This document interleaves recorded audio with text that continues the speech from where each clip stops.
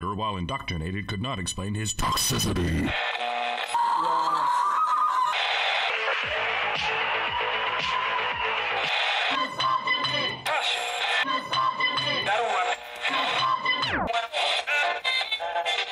You should not listen to men's rights advocates if you want to know what they have to say.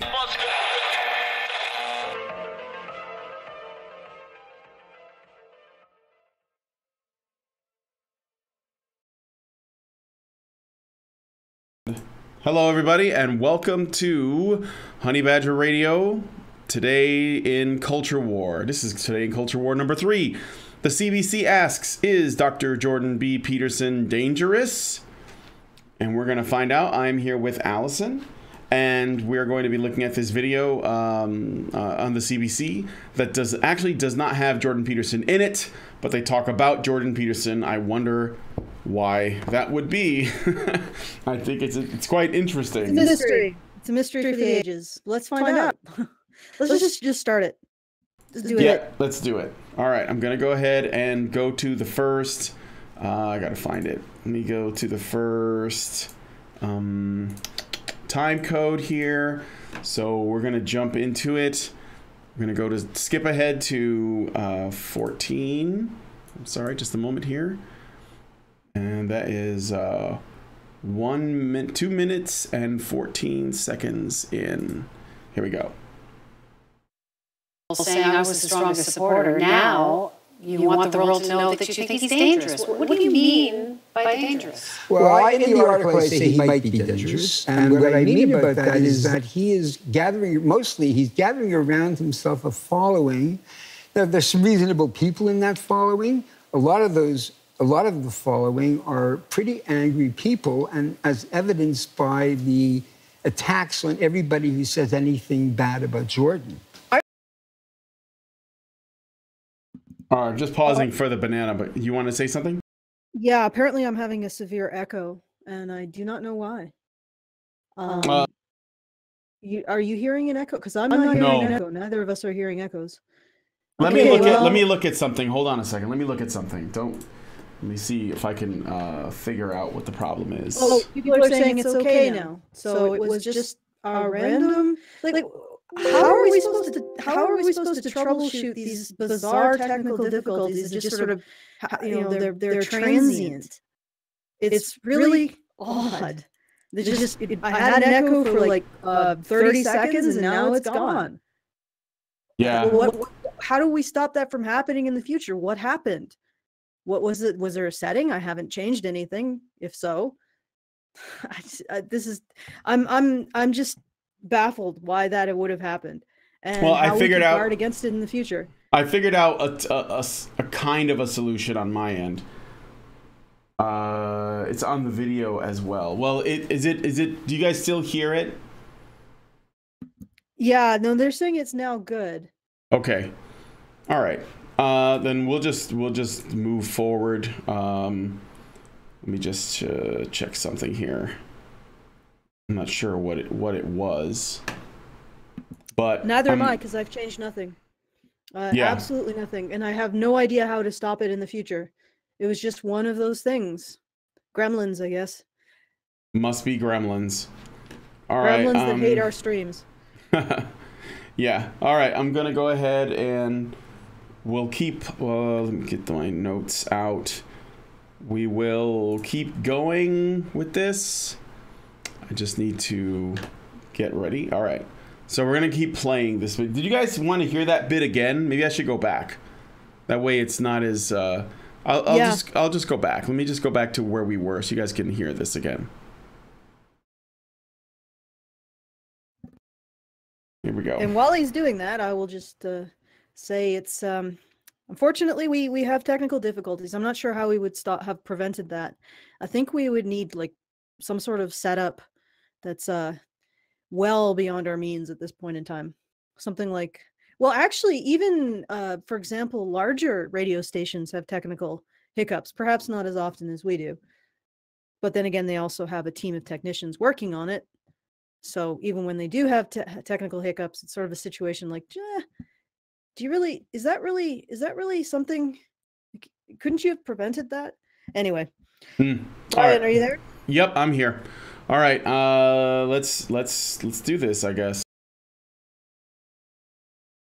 In this article saying I was his strongest supporter, now you want the world to know that you think he's dangerous. What do you mean by dangerous? Well, in the article, I say he might be dangerous. And what I mean about that is that he is he's gathering around himself a following. Now, there's some reasonable people in that following. A lot of the following are pretty angry people, and as evidenced by the attacks on everybody who says anything bad about Jordan.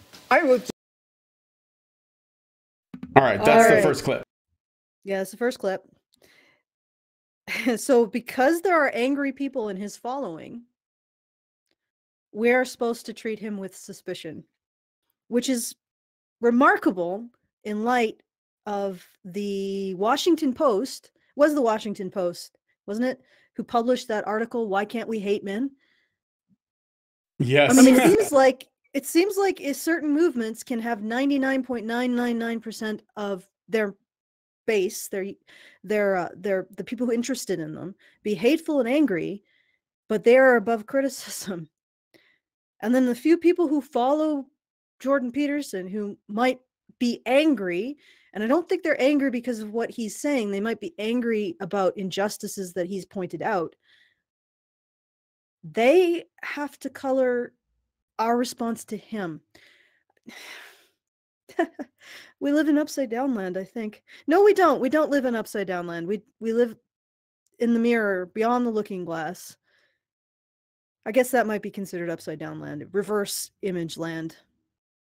I mean, Yeah. Can anybody square that circle? Can anyone send a message squaring that circle? Okay. I don't know. That's a good question. It's about as good as why do we keep encountering technical difficulty? I'm thinking it's the gremlins or the gnomes. The gnomes that paint reality on the inside of your eyeballs. They just do not like us. Yeah, that's so it seems. We got some super chats. I think I'll go ahead and take. Well, those let's on. actually get through the first bit. Okay. All right, we'll do Sorry, that. guys. All right, so let me just jump ahead here, and we will play through the next bit. This article because I know reasonable people who think there's nothing wrong with Jordan. They've seen him once or they've read part of the book. And I thought it was important for people to have a broader picture of Jordan. There are many different Jordans. My last conversation with him, I emailed him and said, I'm upset about what you're doing. He called me the next morning at 8 o'clock. We're going to have to talk. I start talking. He stops me. He says, Bernie, Tammy had a dream. That's his wife. Lovely woman. And sometimes her dreams are prophetic. I said, okay, Jordan, what was the dream? Okay. What does this have to do with regarding him with suspicion? A lot of people think that dreams are prophetic. They are actually from our subconscious, and our subconscious picks up a lot of stuff that our conscious does not. So in a way, it might be putting things together, unconscious observations of the world around you, putting them into a narrative that does indeed come true, but not because you necessarily have prognosticatory abilities, but because it's putting together a bunch of clues. It's witnessed from its waking life, from our waking life, that we just didn't register on a conscious level. It's so if she has that ability, maybe she does. I like how he's sort of poisoning the well with the accusations of the mysticisms. Yeah, that's exactly what he's trying to do. He's trying to basically make Peterson sound crazy and like, you know, uber spiritual and stuff like that. It's definitely poisoning the well. Which is what like, even if he did have those beliefs, a little bit unusual beliefs in the scientific community, that doesn't change the veracity or the importance of what he has to say. You can have strange, odd, or unusual beliefs in one category and still have plenty important to say in another. This is possible. Okay. You sound crazy to me. All right, moving on. She dreamed it was 5 minutes to midnight. At that point, I knew there was no point talking. I mean, thinks the world is going to come to an end and he is going to save us. Jordan is a self-styled martyr and a self-styled savior. Wow. That's all I got. That's just crazy shit. I don't know. I've watched a lot of his stuff and I don't get that impression whatsoever. I could be wrong, but that just sounds like, you know, again, like we were talking about before, poisoning the well makes him sound crazy. Like, my wife had a dream, the world's gonna end, and I'm the only person who can save it. That doesn't sound at all like anything that he's ever said or done, you know, at least in public. And he has a lot of his stuff that goes up, that's, you know, very old. It's been around for a long time. It's just crazy shit to say. Well, okay, so he's saying that that's what Peter did. I'm finding it extremely difficult to understand what this man is saying. Oh, because he has this Elmer Fudd thing going on where he's like, yeah, I'm hunting straw men. So what he said was Jordan Peterson's wife had a dream that the world was going to end and I was the only one who could save it. Is that it? He said his wife had a dream that it was 5 minutes to midnight, and I guess that's sort of like a reference to the, you know, doom clock or something. And then the guy says, well, that's it. That means I can't talk to this because Peterson believes the world is going to end and he's the only one who can save it because of a dream that his wife had. Yes. Yeah, okay, so but did he cite Peterson as saying he was the only one who could save it? No, he said no. So this was something that he added in. Yes, ma'am.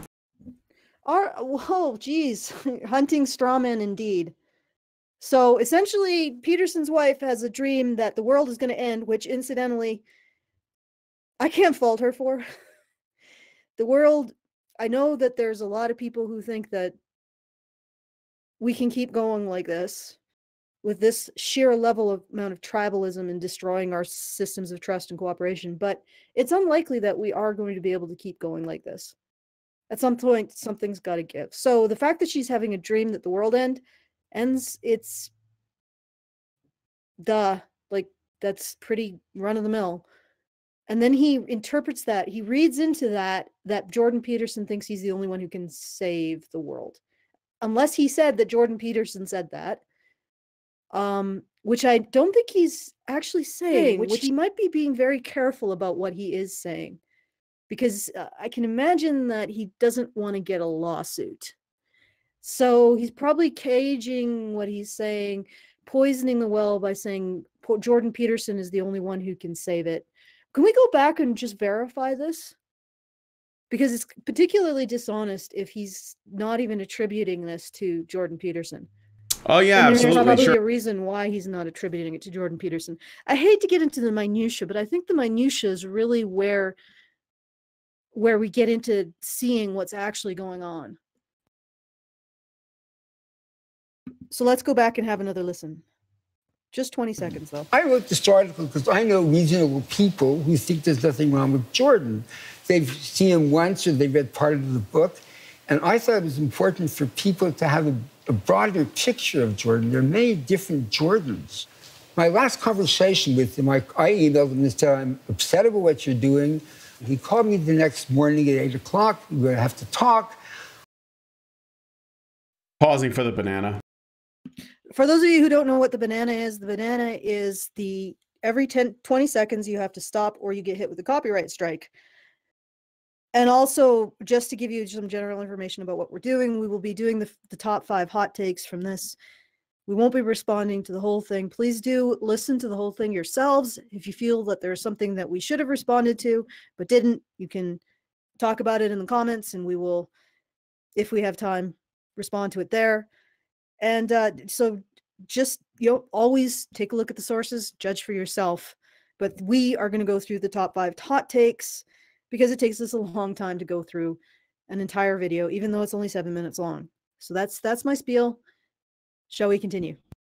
Yeah, and that's also the reason why the video has the strange colors and people have blue skin, it's because I'm also doing my best to avoid the copyright. And by changing the color, then you improve the chances of the algorithm not catching it, right? So there you go.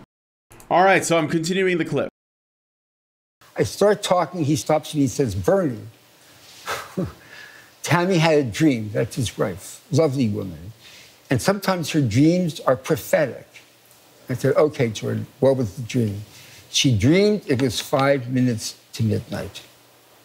At that point, I knew there was no point talking.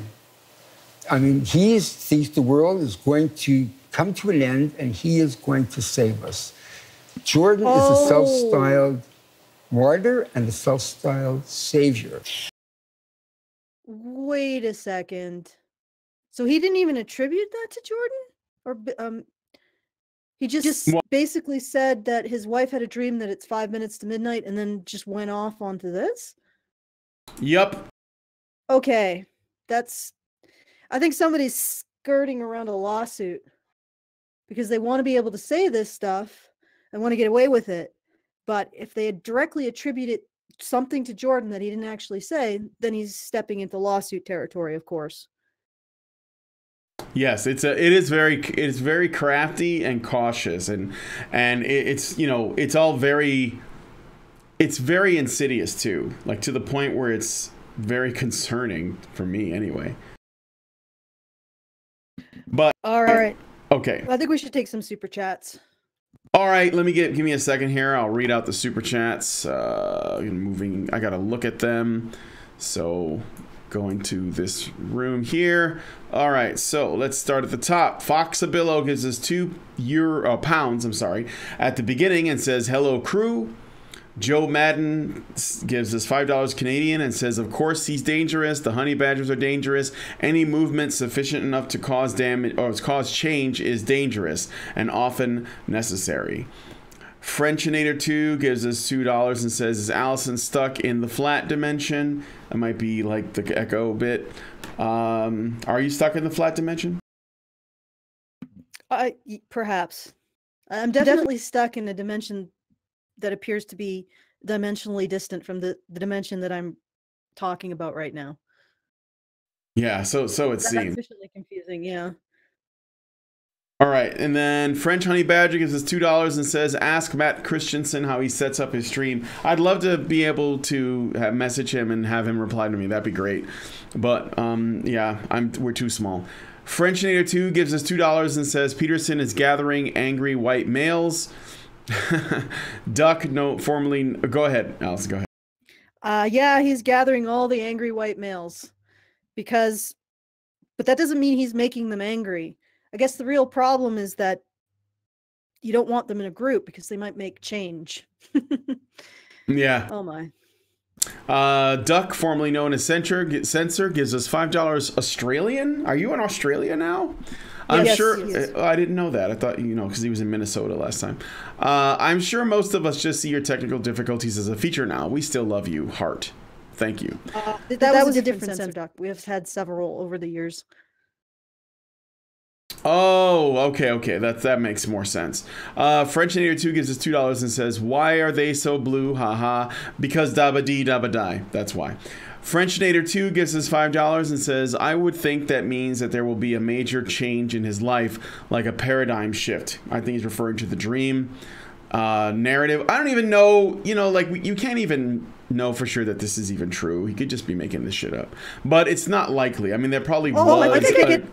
I think I get the logic now. So when he said, I'm concerned about you, Jordan Peterson. Jordan said, my wife has had a dream that it's 5 minutes to midnight.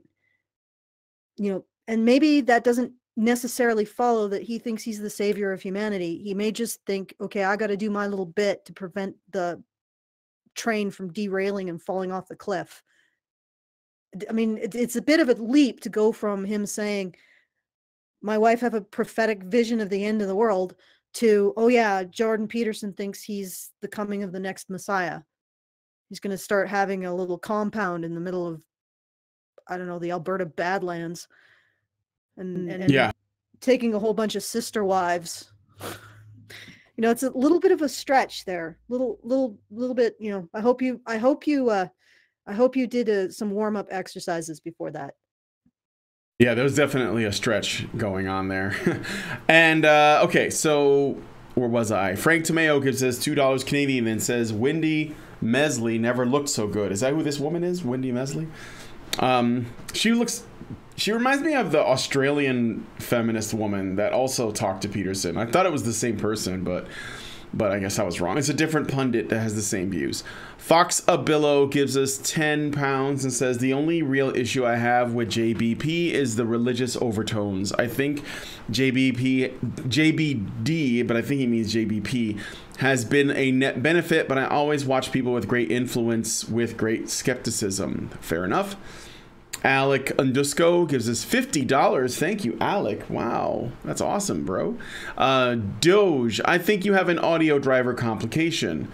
I'm no expert, but it seems that it has to do with streaming your mic and Discord simultaneously.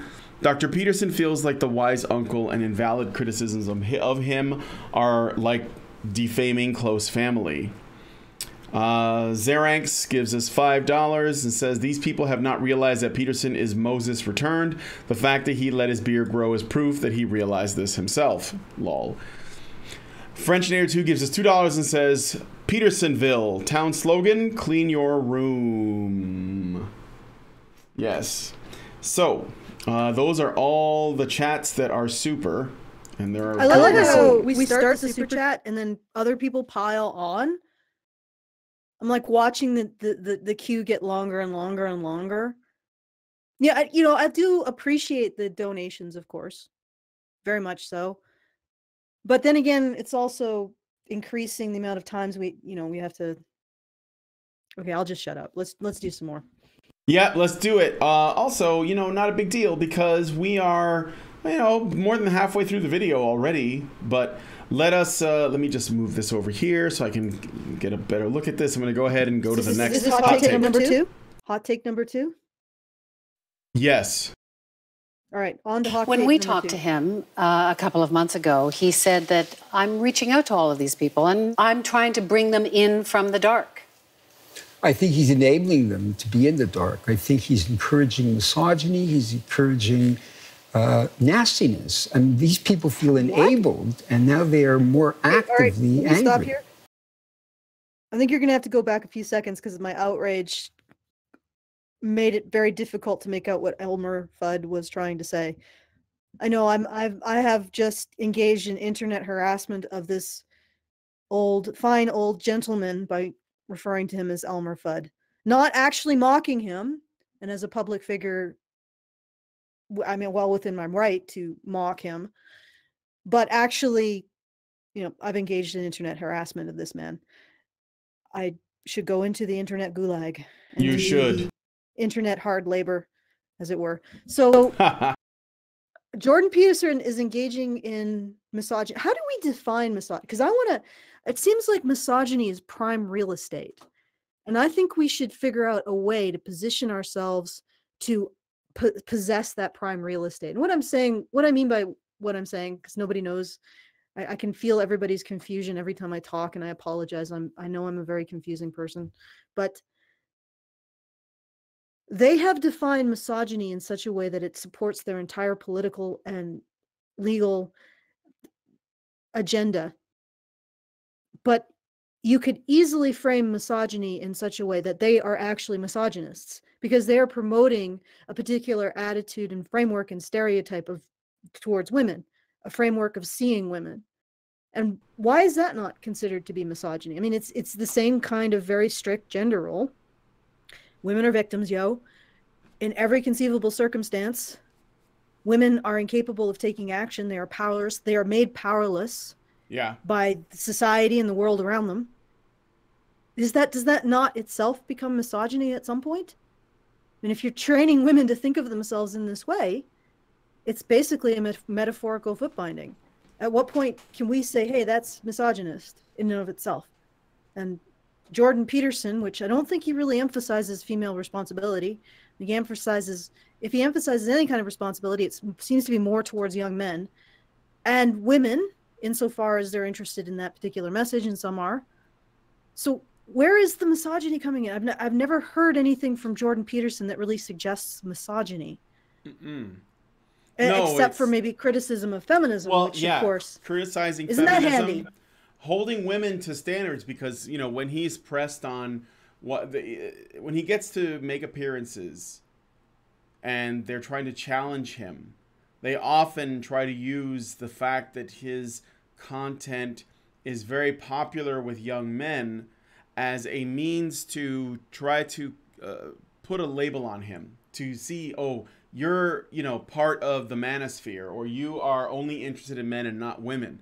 And whenever they do that I've seen, Peterson says, what I discuss is apolitical. I don't want it to be political anyway.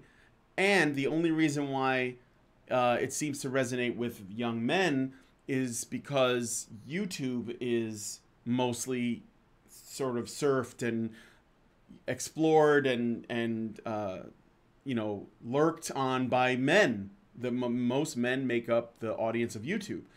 So it just so happens that because of that, they're more interested in him. But he's also said that his message is also good for the masculine in women as well, is how he puts it.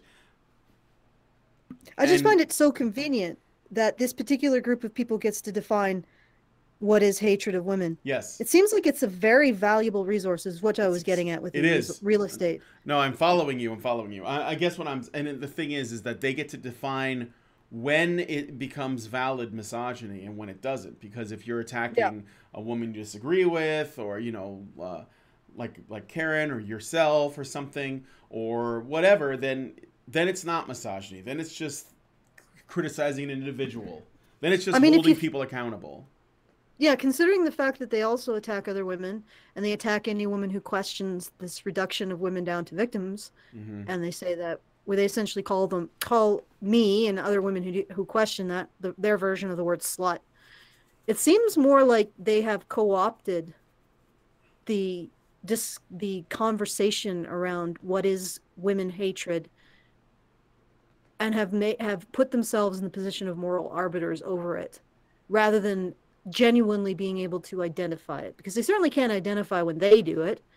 When they do it, of course, it's completely excused. It's acceptable. And it seems like any woman who isn't a part of their particular ideology is an acceptable target. And then even questioning the whole process of reducing women down to victims is unacceptable. And yet, if you think about it, if you take that process to its logical extreme, what you are essentially doing is turning women into, you're grinding their will, their self-actualization in sort of like a meat grinder, and you're creating like this woman paste that then men write their actions in. Yeah. And it's like, is that really are the people doing that, do they really have women's best interests in mind? They take all of those various facets of being a woman, reduce them down to how they're acted upon in every instance. Is grinding women into nothing, is that actually pro-woman? Or are they enjoying the fact that they get to define and criticize every aspect of society because they've co-opted the narrative around woman hatred? Right. Well, anyway, here's another thing that I find interesting about this. Basically, what people are calling misogyny when they're talking about Jordan Peterson and his followers, and people who just share the same opinions on the general ideas of the men and women, they are saying that treating women like men is misogyny. So what does that mean? What does that make treating men? Like, if you treat women the same way you treat men, you hate women. So if you treat men like men, then that's just normal. In fact, it's better than normal. You're being good to them. So treating both genders the same, with like as though they are peers that should earn your respect, and they deserve some value for existing, but a lot more value for their competence or whatever it is that they're good at or what have you. And just treating them that way means you're treating men too well, so they should be treated worse, because doing that is where their male privilege comes from. And treating women just as men is hating them, because you're not treating them good enough, right? All I can think about while I'm listening to this is that Washington Post article. Why can't we hate men? Mm-hmm. These people will they will take it upon themselves to be able to define everywhere where woman hatred is. And that obviously isn't hatred of men, even though it is literally hatred of men. And that isn't put nowhere in the equation. Washington Post publishes Why Can't We Hate Men? I mean, it's an opinion piece, but it's still published. You think they'd ever publish something like Why Can't We Hate Women? No, of course not, because that's the whip that they use on all of us. We define how women are hated, and everybody better not be a woman hater. It's sort of like being a heathen in this time. Yeah. You're being godless. You're a godless heathen if you hate women, but hating men. Oh no, that's fine fodder for a op-ed piece in the Washington Post. Exactly.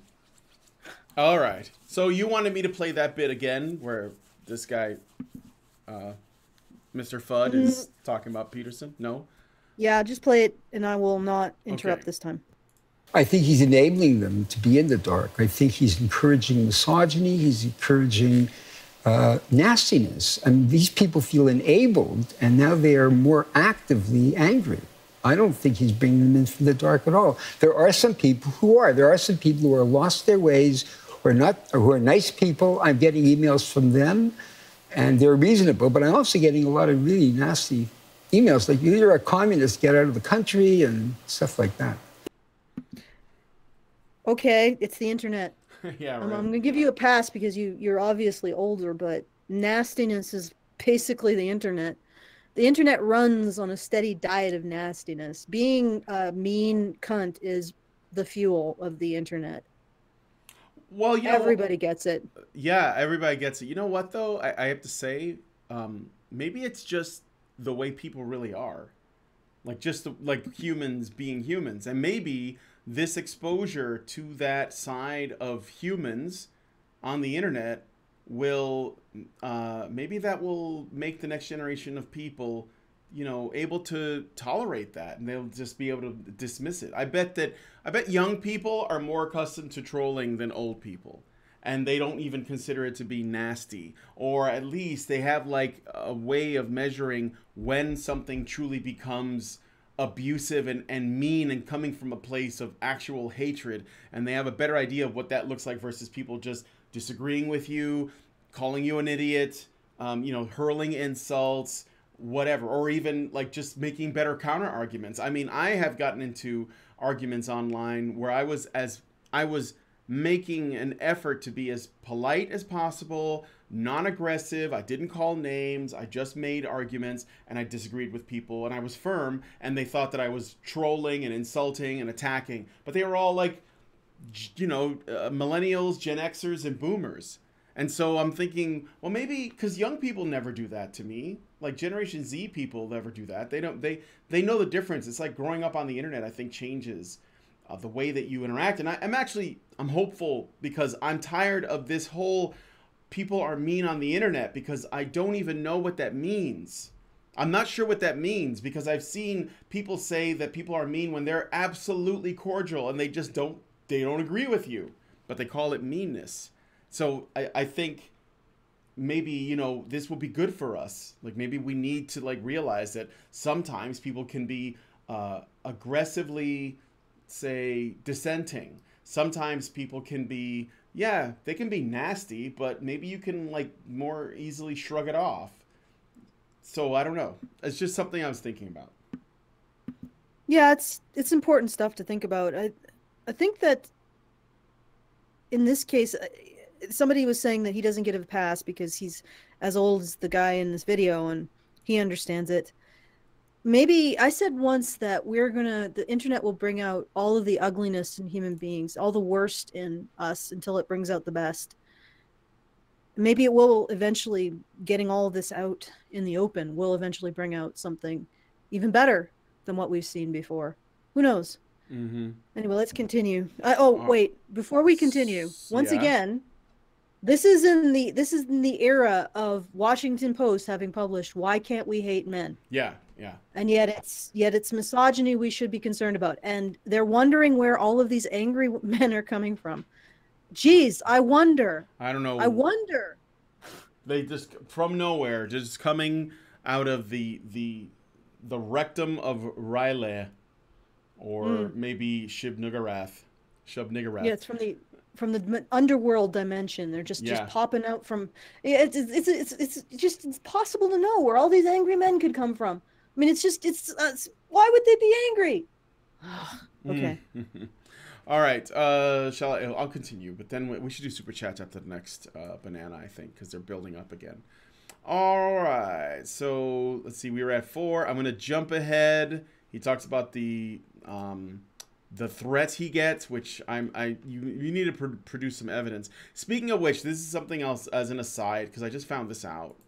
So there's some Ellie Tran, I forget her full name. She was the actress from the last Star Wars movie, played Rose Tico. She supposedly closed her Instagram account because she got so much hate online. There was a group that took credit for it. That's like some they have like an anti-Star Wars Twitter. And I'm just telling you this because it was a really small channel, or I'm sorry, a really small Twitter group or Twitter profile or whatever, with only a few followers, and yet they reached multiple mainstream media outlets who are all talking about how many trolls there were. It's very convenient, and I'm thinking it's a false flag. So, and I've seen this all through Gamergate. We saw this stuff, and it's still happening now. So whenever somebody says they get death threats online or whatever, nasty comments, I'm inclined to believe that they do get some people who probably say stuff that they are deciding constitutes nastiness. But I'm extremely skeptical of threats. I just don't believe you outright. Like, first, you're just gonna have to prove it. So when this guy says I get a lot of nasty emails, I prove it. That's it. I don't want to hear it if you don't have evidence. So, all right, moving on. After you wrote the article, Jordan Peterson tweeted at you and the whole world. He says, I know Bernie to be a tireless advocate for his daughter who's faced serious health problems. As someone who's been in the same situation, I can sympathize and presume only that my reaction to C16 cut too close to the bone. So do you think he's trying to suggest that you only wrote it because you have a trans daughter? So that was a leap forward, because Peterson said in the message that she's sick. So let's hear the next part, but I'm just pausing for the banana just to be safe.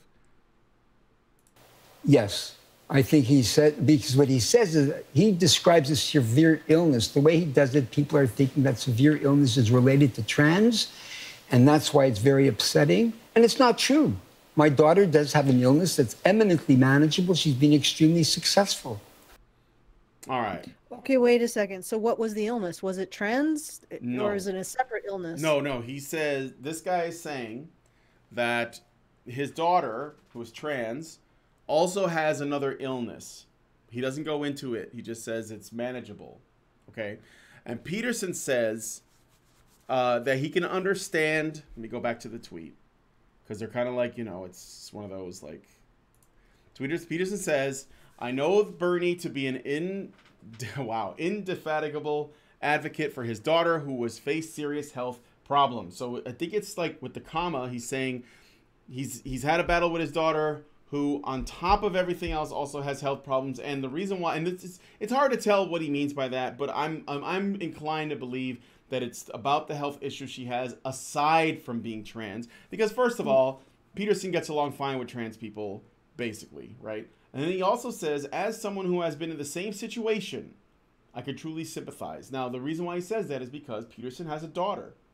Her name is Michaela Peterson. And you can look her up, because Michaela Peterson is a big advocate of a sort of a carnivore diet is her big thing. And the reason is because since she was very young, Michaela has had severe arthritis to the point where her hip and ankle joints had to be removed. And she also had severe depression, which she was taking medication for, and something called hypersomnia, which basically means she would sleep too much. So she's dealing with a lot of health issues, and she's been able to change her life, turn it around on her own by changing her diet. And now she doesn't do any exercise, but she's very thin.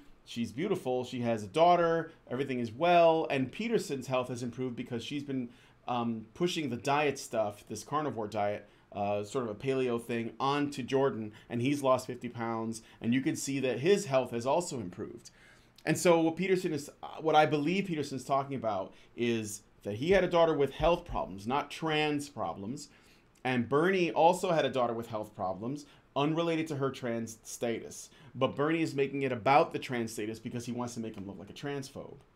But I mean, based on all that I know, I don't think that there's any real evidence. But you'd have to know those things, you know? Okay, but I think actually Bernie might be saying that Jordan isn't referring to the trans. I mean, let's be fair. Let's make sure we're not putting words in his mouth. No, I think he does. Yeah, let's say go back. That, but let's listen to it. All right. Let's I'll play listen. it. Bone. So do you think he's trying to suggest that you only wrote it because you have a trans daughter? Yes. See? Okay, keep going. I think he said, because what he says is he describes a severe illness. The way he does it, people are thinking that severe illness is related to trans, and that's why it's very upsetting. And it's not true. My daughter does have an illness that's eminently manageable. She's been extremely successful. And it has nothing to do with her gender, my objection to him. So this is complex. He's actually accusing Jordan Peterson of using the illness that his daughter has to implicate her transness, whereas Jordan Peterson is probably referring to, I assume that this illness that's being tiptoed around is likely the same illness that Jordan Peterson's daughter had, which was depression, and as well as arthritis. So I'm guessing that both men's daughters have depression. And what Bernie is saying is that he's using this illness that his daughter has, that Bernie's daughter has, to suggest that trans are ill, which I don't think that's, I mean, it's interesting that he's sort of making this statement and at the same time sort of making it out to be the worst thing it could possibly be. Like he's saying that Jordan Peterson is comparing he's saying that Jordan Peterson is using his daughter's other illness to suggest that trans is an illness, which doesn't make sense. No, although if you make or a debilitating illness. Yeah, you do make an interesting point that I didn't really consider, is that it could be because both the daughter and maybe, and again, this is speculative because this guy doesn't go into the actual issues his daughter has outside of her being trans. It could be the depression is what they both are dealing with, which kind of makes sense because trans people do often have, and I'm not saying it's a consequence of it. I mean, there's just a correlation between trans people and depression and other sort of psychological issues. So it could be that, but it's very like you said, it's very hard to extract what is actually going on here. But I think because I skipped past the bit where they're talking about the Bill C-16 thing. And the woman who's hosting the show, she sort of quickly throws in there that he was opposing a bill that was made to protect trans people. They don't stay on topic. She just throws it out there, even though that's not true, and that's not the reason why he opposed it, but it does set up this next conversation. So she says this bill is to protect trans people, and now let's talk about your daughter and what Jordan Peterson tweeted. So I think in the greater context, I think that there is definitely something being implied here. I would say so as well. I think that what Jordan Peterson, from reading this tweet, I think that Jordan Peterson, interestingly enough, is trying to humanize Bernie at the same time as he's trying to connect with him. It's actually a very gracious tweet. He's saying Bernie's has a trans daughter who's ill, and maybe this is hitting a little too close to home because of that. So he's humanizing Bernie, and I suppose he's also trying to humanize himself. It's an interesting approach to a conflict like this. Yeah.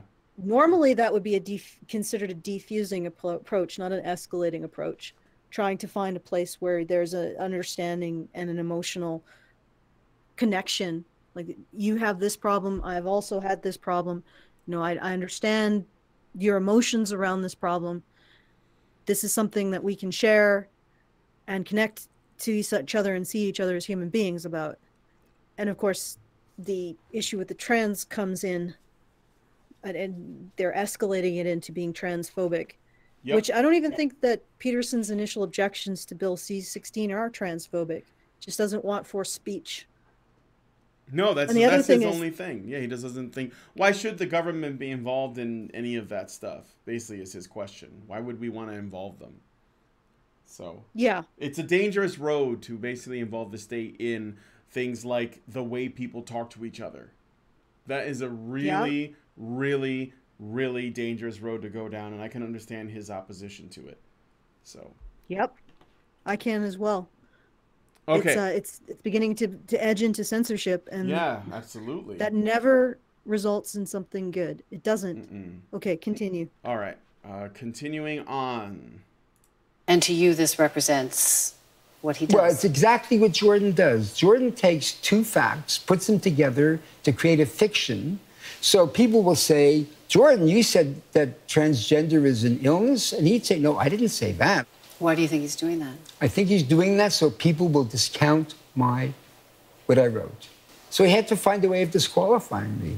And he was successful with his following. That's apparently on tweets now, it's, well, Bernie's daughter is a transgender and she's sick. See? It's continuing the narrative. Now, I will say that I guess you could criticize Peterson's following, but I mean, everybody has a following, and some of those people can be pretty aggressive. Like, you can't control them. So, but this is what they're using. This is actually what they always do. They say the fanboys, the mob, they come out, and because they like someone or they identify with a group, or they're protective of a certain interest or movie franchise or video game or whatever. And then, they get mad because you shit on them, or you shit on the things that they love, or you ruin it. Then it's useful to the mainstream media because they can use it to say, look at how toxic this group is. And I mean, it's not just them. Like, when it comes to Peterson's fan, it's not just them. It's these, like, ContraPoints and H-Bomber Guy and these, like, SJW YouTubers and this new left YouTube sphere. And it's the... there was another one that Amazing Atheist, and these atheist guys that don't like Peterson and what he's doing. It's Jim. I mean, there's so many people that just don't like the fact that either because Peterson's popular, or because he's not an atheist, or because he's helping men or trying to help men, or men are listening because they're looking for somebody to like stand to that they can take notice of and are drawn towards, and they don't like it. And so they can't insult Peterson directly because they either don't have the ability to reach him and talk to him, or they're not able to actually counter his arguments. So they attack his fans instead, and they say, oh yeah, Peterson has these desperate, lonely incel fanboys that will, chase you down wherever you are on the internet to ruin you. And it's like, well, that's no different from the fan base that you wish you had, but it's just not working out that way for you. So. Well, somebody mentioned that this guy doesn't have charisma, and it's like, well, on that score, I would hate to be ranked in terms of truthfulness based on my charisma, because I would be consistently considered a liar. But I would be like a triple, quadruple liar if we are all ranking truthfulness based on charisma. But regardless, the other thing I wanted to point out is I think that maybe this was possibly not the greatest approach by Peterson. I would have preferred if he just simply said, no, these accusations are false. This is the thing is that he could make these accusations and they'd be perfectly valid, even if he does have a trans daughter that he cares about as well. So I can also see it as maybe a conciliatory thing, trying to humanize both of them, trying to connect on an emotional level, on a level of being fathers of daughters who are dealing with serious illnesses or have dealt with serious illnesses. So it's half dozen of one, six of another sort of a situation. And also, people shouldn't have to live and die based on their tweets. So even if Jordan Peterson this wasn't the best approach, it still isn't something that should be on frickin' CBC, for my God. No. What? Anyway, this is really sad. I bet he's actually pretty shocked that this guy did this. Like, if he actually has as much respect for him as he says in his tweets, it probably strikes as pretty personal that something like this would happen. I'd be fucking pissed. It was like a friend of mine or a colleague that I worked with for a long time, and you know, they tried to like get on the mainstream media and slam me because, I don't know, they're jealous about how much traction I'm taking, or because they disagree with me or whatever. I'd be really upset. All right, so let's do the well, I guess we can just do the last bit here because we're at the end. So, and that makes you mad. Oh yeah, so she does the emotional thing at the end. So this whole thing has been building up. You know, they start by introducing what Peterson has done, then they go into the Bill C-16 thing, and then they bring on Bernard Schiff to ask him about how he could be dangerous. Bernard Schiff then talks about how bad his followers are, then about Peterson's savior complex and his martyr complex that he supposedly has, then how he emboldens misogynists online, then about the threats that he gets, then he brings up his daughter and the trans stuff, and how apparently Jordan Peterson lies about people by telling a truth and then a lie and sort of intermingling them so you can't tell the difference. And now we get to the emotional punch, the emotional bit at the end. Can we go through the lie truth thing? But first, I think we should do the super chats first. Yeah, sure. I'll do the super chats. Okay, Tyler Preston for $5. For some reason, Dr. Peterson managed to rile up the betas like Peter Coffin, Rational Disconnect, I don't know who that is, H-Bomber Guy, Nightmare Fuel, I remember they came after us for a little bit, etc. Frenchinator 2 gives us $2 and says, hate? What? Where? JBP? No. French Honey Badger gives us $5 and says, Alison's internet hard labor, receiving super chats. Woe is me, for I am given so much super chat monies. Snapchat, he said Snapchat. That's mocking me. I know. No, he wrote French super chat. Honey Badger. Oh, Snapchat. No, he said right. Snapchat, and he's mocking me because I called them Snapchats for like 3 months. And every time people would correct me, I would still say Snapchat because it was just my brain was going in that direction. I just self-corrected without even noticing. Frenchinator 2 gives us $5 and says, stop saying the feminism is women's rights and women. It's not. This is just like the incel crap. Yeah, it can be really annoying. Feminism is an ideology that basically reduces women down to victims of everything. That's what they do. If you think that that's a benefit to women, then I guess you think that opposing it is hating women. I don't think it's a benefit to women. As far as I can tell, that is absolutely, it's the worst possible thing you could do to anyone is what feminists do to women, except for what they do to men. It's just really awful. And it's amazing that they've become seen as advocates for women, when really what they're doing is they're using women as political points, and they're teaching women an attitude towards themselves and the world around them that is absolutely toxic. Absolutely. They're essentially robbing from women. I did a video on toxic charity, and the people who were questioning toxic charity, which is a situation where do-gooders go into an impoverished community or a community that's struggling, and they just start to throw the dollars around, but they don't help them see that they have their own ability to make positive change in their lives through their own efforts. So when they throw these dollars around, they think they're doing something good, but they're actually making the people that they're so-called helping feel more helpless. Feminism is toxic charity for women. All feminism does is make women feel more and more helpless, and then tell them that it's patriarchy that's making them feel helpless, not feminism. Yep.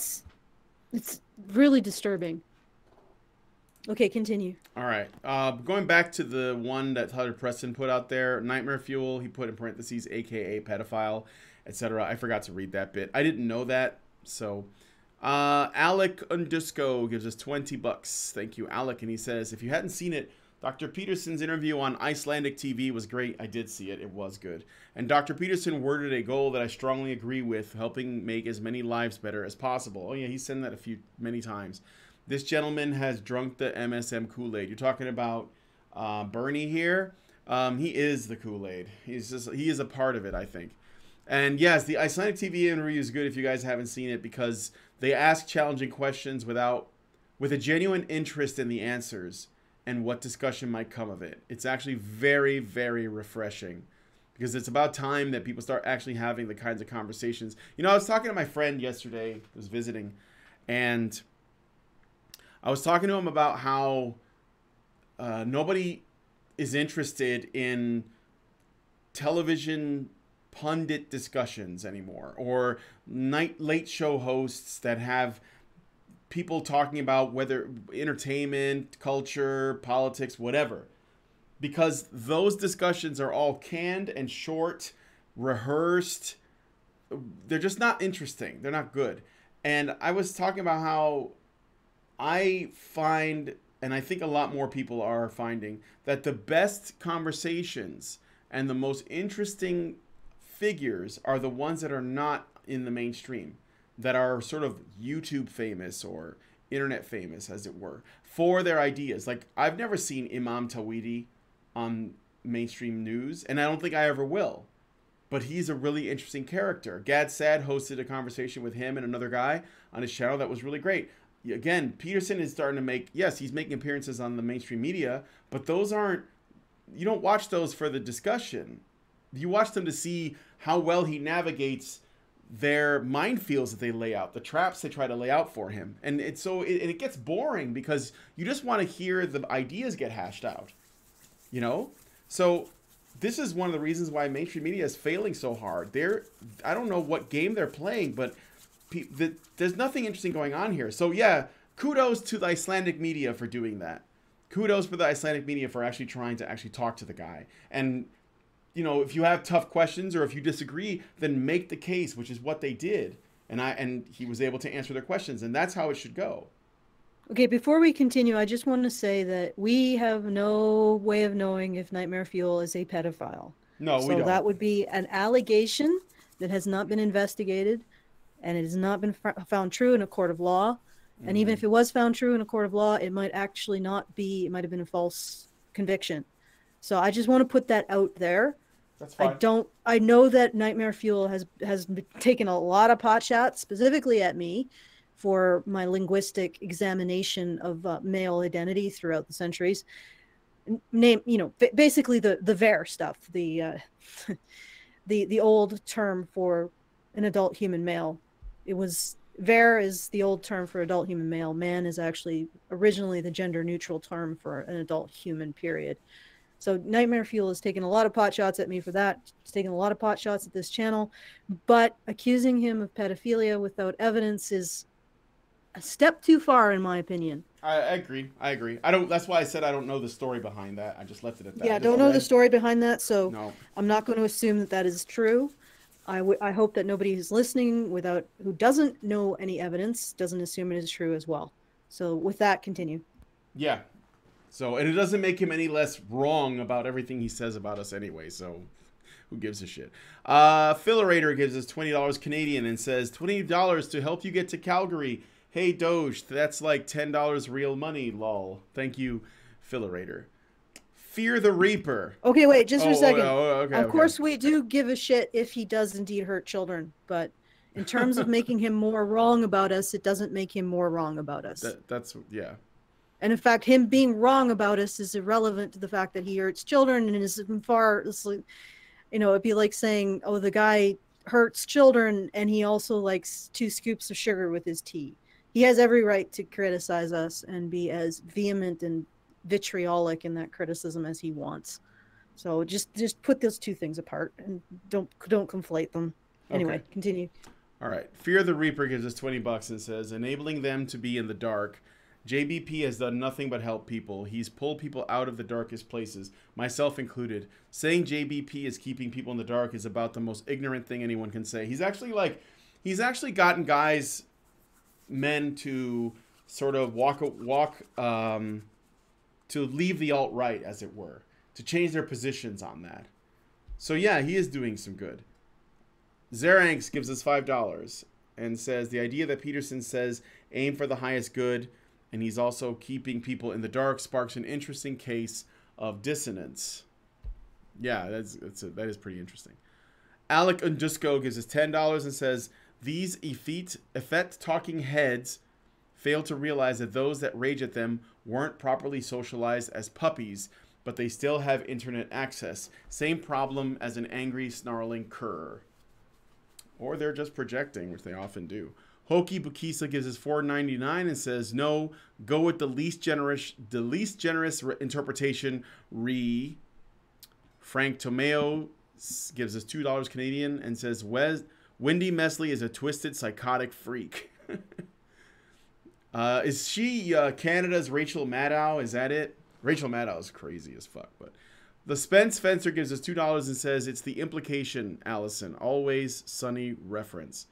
Oh, I've never seen that show. Do you know Always Sunny in Philadelphia or something like that? I didn't even know the full name of it. Yeah, it's Always Sunny. So basically, I'm just sitting here, and you have successfully given me a bemused. I just know the Dayman song. That's the only thing I know from that. Dayman. Okay. All right, Polaris 589 gives us $5 and says amazing atheist is TJ Kirk now, so he's no longer amazing. Alec Indusco gives us $10 and says I find people conflating Dr. Peterson's study of spirituality's psychological bases and why we would develop it, and it helps us culturally as a super complex species as fundamentalism so very disappointing. Absolutely, I've been thinking that the same. You know, when I'm not religious, but when I look at the what he's talking about, I see what he means. It's not about whether or not, I mean, we don't have to get into all that, but basically it is looking at the reason why religion exists as a psychological structure that human beings made up, right? If you believe it's real or not. I think that he's looking at it from a psychological and scientific perspective as to, okay, putting aside whether or not this is real, why is it here? Why have we used it? And what value does it bring? Why is it important to so many people? These are good questions. And I've said them myself, many times, I think religion is sort of the science of social organization, to be honest. We should look at it more in terms of its overall effect on synchronizing people's behavior so that we can have complex societies like our own. Yeah. And look at it in those terms.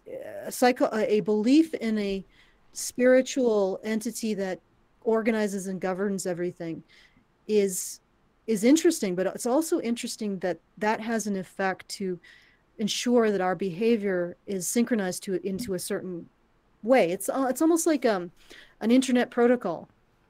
A religion becomes a protocol for communication and behavior, and without it, you just have chaos, or not even chaos. You just sort of deteriorate into tribalism, which sort of speaks to what's happening, and the prophetic vision of Jordan's wife. 5 minutes to midnight. And last, we got French Honey Badger for $5, and he says, "Here's more money so you can audibly wring your hands together on the show."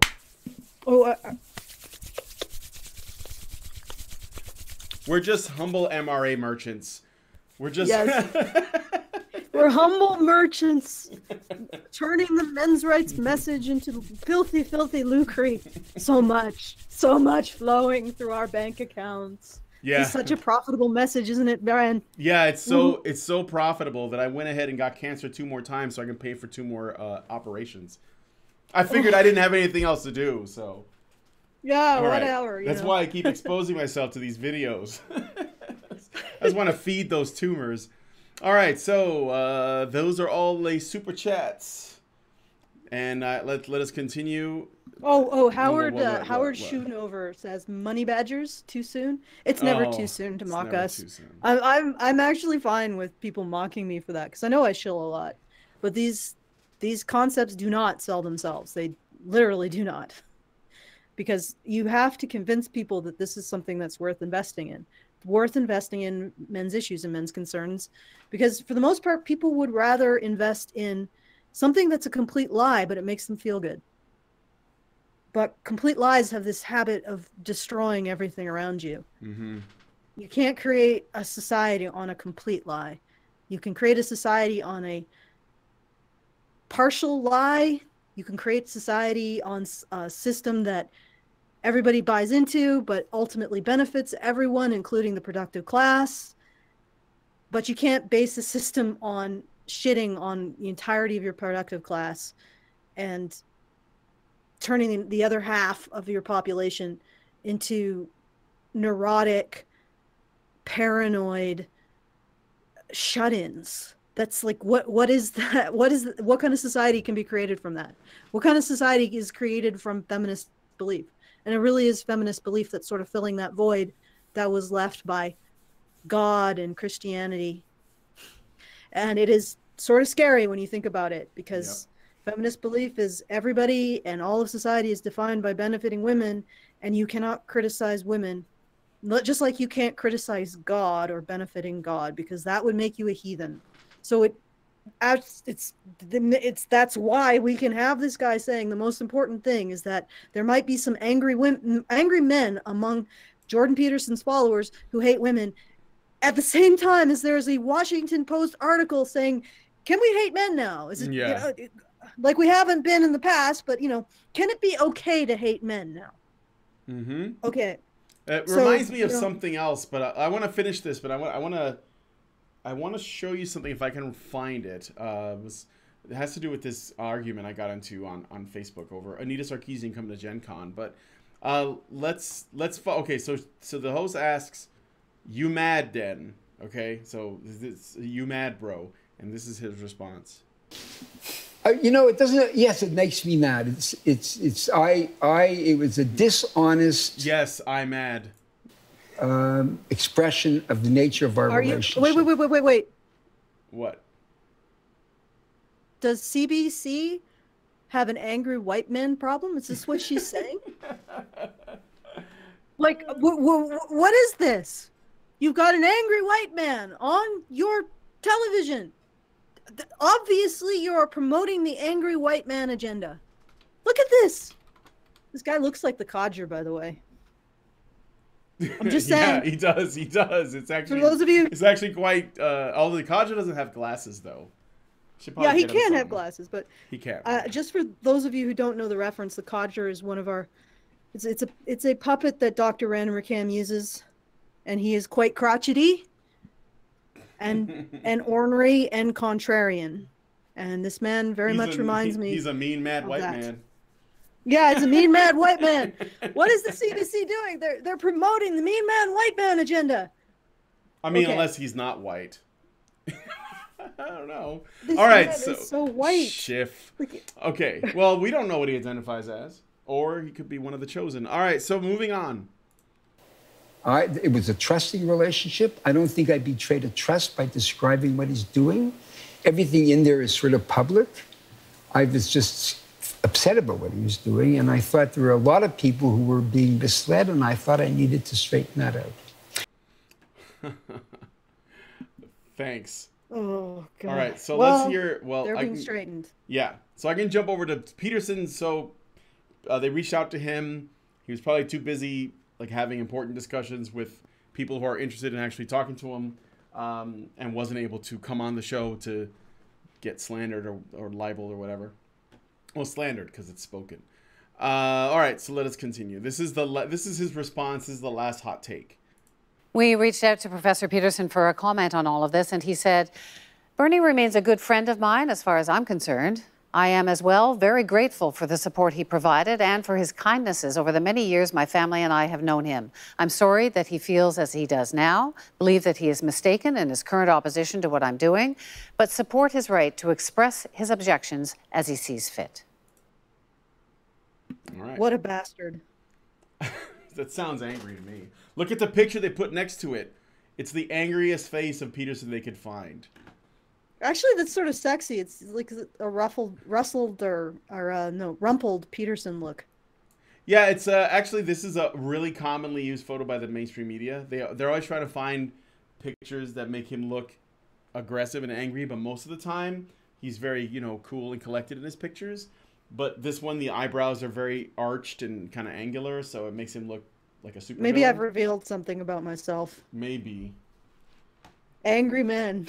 You like to be held down. That's fine. Well, okay, that was a stretch. You like to be held down, just not socially or financially. Okay. Glad for the qualification there. All right. So, yeah, Peterson was totally... he stayed cool. Yeah, and I think that cool. makes him more angry that he does that. Oh, yeah, definitely. If you ignore him, it makes him even angrier. But how can they twist... Do they manage to twist that into him being... There's only 15 seconds less. There's nothing else.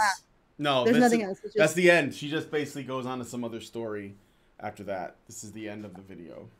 And he totally proves that he's really not a madman. No. No, he's just some guy who believes in things like freedom of speech and, he's caring about the plight facing men and boys. Just crazy stuff. Crazy stuff. Just crazy. They don't go into the socially enforced monogamy bit. They just kind of drop that and then they just move on. Well, before we continue, can we just I'd actually like to go through the allegations. What were they that Jordan Peterson puts in a lie and then the truth and then the lie? Is this some sort of like lie truth sandwich? Yeah, let me go back to that bit. So the lies 528 right here. And it has nothing to do with her gender, my objection to him. And to you, this represents what he does? Well, it's exactly what Jordan does. Jordan takes two facts, puts them together to create a fiction. So people will say, Jordan, you said that transgender is an illness? And he'd say, no, I didn't say that. What do you... See, that's it. Takes two facts, and you add two facts, and you get a lie somehow. Okay, well, but what he's described is that Jordan puts two facts together, and then he makes Bernie himself makes this connection into a third false statement based on those facts, and then Peterson's like, yeah, no, those two facts do not equal that false statement. Well, is there more to this? Like, can we listen a little bit more to what Codger has to say? Do you think he's doing that? I think he's doing that so people will discount what I wrote. So he had to find a way of disqualifying me, and he was successful with his following. That's apparently on tweets now. It's Mm-hmm. So, because he said that his daughter has an illness and is also trans, I think what Peterson might have been going for is that Bernie might be unusually protective of his daughter, not because she's trans necessarily, but because she's ill, and then he's also projecting that onto her trans status, and becoming very protective of the whole issue. And I mean, that's a very understandable motivation for somebody to become incredibly protective, because their daughter is it's hard for a father to watch their daughter suffer, or any of their children. So I mean, that's a very human motivation to be upset over Peterson's arguments on verb C16. The thing is that this all seems incredibly substanceless. Bernie hasn't presented any arguments against Peterson's interpretation of Bill C-16. He hasn't presented any counter arguments to Peterson's arguments against the bill. He hasn't really presented any evidence at all. He's essentially just said Jordan Peterson, or implied, and that's what's really interesting, is because if Bernie is saying that Jordan Peterson puts two facts together and then creates a lie out of them, which isn't what he's demonstrated. What he's demonstrated is that Jordan Peterson says two facts and then Bernie interprets a lie. Mm-hmm. What was Bernie doing when he said that Jordan Peterson? What was Bernie doing when he said that Jordan Peterson's wife had this dream about an apocalyptic ending, and then he smashes that together, or he interprets that? It's not even two facts; it's just one fact. Mm-hmm. He interprets the fact that Jordan Peterson essentially says, I need to do something, plus the fact that his wife had a prophetic dream, or And again, it could just be her subconscious picking up information from the world around you, and it's not really hard to see the signs of something seriously wrong in the world around you at this point in time. For sure. It's like it's a sort of a no-brainer. But regardless, she's had this dream. It's a manifestation of her subconscious processing. And he takes those two facts, Bernie takes those two facts and turns it into Jordan Peterson has a messiah complex, thinks he's God or God's gift to the world, thinks he's going to save the world. Like, he's just demonstrated what he alleged Peterson did. Absolutely. He took two facts and he created this vast assumption from them. Mm-hmm. And that's, I mean, I've read part of his article. Does he ever actually challenge any arguments? It just seems like this is all a lot of fluff. And to be honest, if he's going to say, well, Jordan Peterson is casting aspersions on my beliefs about Bill C-16 because I have a trans daughter, and he's saying that I have highly emotional, but you started all of this by saying that he has a God complex. Yeah. And that his followers are like cultists, and that they chase everyone around on the internet that dares to disagree with him, no matter how much they strawman him or accuse him of crazy shit. In terms of character assassination, you saying that Jordan Peterson has a God complex based on the fact that his wife had a prophetic dream, and he now believes it's, he wants to go into the fray to maybe fight, do what he can, not necessarily do the only thing he can, or thinking that he's the only one who's going to be able to save anything, but just do what he can to try to stem the tide of this potential negative outcome of the future of our society. And you take that and you turn it into a messiah and a God complex and a bunch of angry white male cultists who hate women. And then what he does in response to you is he says, maybe this father who has a sick daughter who also happens to be trans, maybe he's taking this issue of Bill C-16 very personally, and he's considering it a personal attack on his daughter. Now, which one is the more vitriolic? Which one is the more demonizing? And which one is taking two facts and turning it into, well, not necessarily a lie, but turning it into a vast aspersion on someone's character? Because what he's just accused Jordan Peterson of, he's done. He just did. And like I said, there doesn't seem to be any substance to his claims. Like, where is the argument? Where are the facts? There is no argument. Not an argument. It's just not there. Can we move past all of these aspersions on Jordan Peterson's character and just move into talking about what he's trying to say? Because I'm pretty sure he's got some very interesting things that he's trying to say about religion, society, and how religion interacts to create with people, with the individual, to create a functional society. Okay, I'm just put it out there. Yeah, I mean, it's what he's doing is, the old, what is it? SJWs always accuse you of that which they are doing. That's basically what it is. Projection. Yeah, projection. That's basically what it is. All right, so I got some super chats. I don't think there's anything else in this video, really. So, Freshinator2 gives us $5. Thank you, sir, and says, why does analyzing religion get conflated with endorsing religion? I believe that religion is man-made. God-inspired is nature-inspired writing. I don't know. That I've talked about it myself. I actually have some theories about religion that I find pretty interesting to myself, but I won't share them now. But I've thought about that myself a lot. Alison gives us $5 and says, one more parting chat. Must away to work. Hi ho. Graveyard Keeper is a neat game. What? And plays with the value of spirituality. Pretty pixel art too. Cool. Frenchnator2 gives us $2 and says, Peterson supports free speech. So bad. It's bad. It's so bad.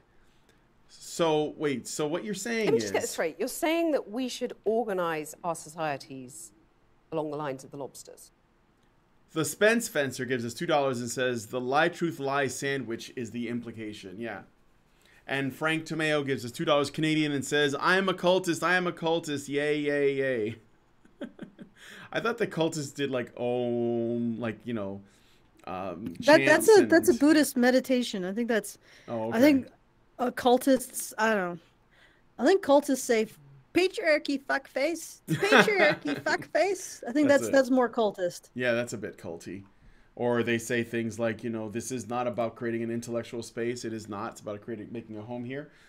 All right. Let me do the thing. Do the thing. So, if you like this content, if you enjoy this, if you want to make sure our community continues to be vibrant and sort of loud, I guess, loud and annoying, please consider going to www.feedthebadger.com. Every little bit helps. There are multiple options that you can to help us out financially. You can give us $5 by PayPal. There's also an option to give it by credit card. There's Patreon. There's also our own home brewed option for monthly support. Patreon intimidates a lot of people. They just don't like it. So, feel free to go through our own monthly option. So once again, that's www.feedthebadger.com. These issues do not sell themselves. So I do have to ask, and I would appreciate it. We would all appreciate it if you supported us in talking about them. Anyway, I think we have a final stealth super chat. Yeah, Hokey Bukisa snuck in 420, praise it, and he says, feed the Christians to the lions. Thank you for that.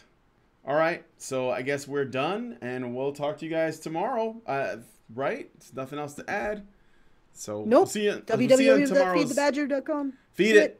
We'll see you on the next one. Also, hit the like button, please. Feed the badger. Don't feed the Christians to the lions. Don't do that. Feed the badgers, lions.